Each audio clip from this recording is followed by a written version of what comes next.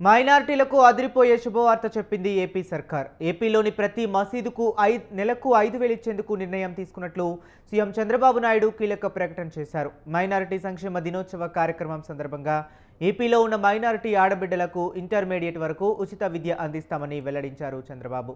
ఇమాం, మౌంజీలకు pending వేతనాలు వెంటనే చెల్లిస్తామని కూడా హామీ ఇచ్చారు.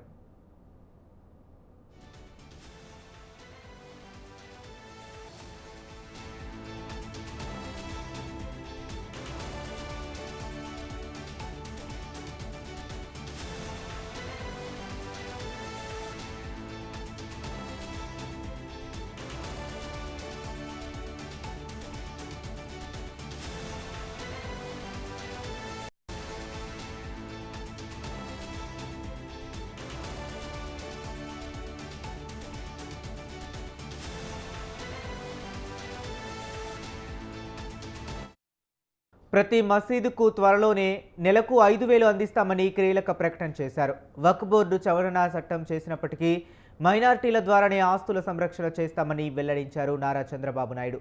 వక్ఫ్ ఆస్తులను డిజిటలైజ్ చేసి అందరూ పరిశీలించేలా చేస్తామని కూడా భరోసా నింపారు. మైనారిటీలకు ఎలాంటి కష్టం వచ్చినా తమ ప్రభుత్వం ఆదుకుంటుందని ప్రకటించారు.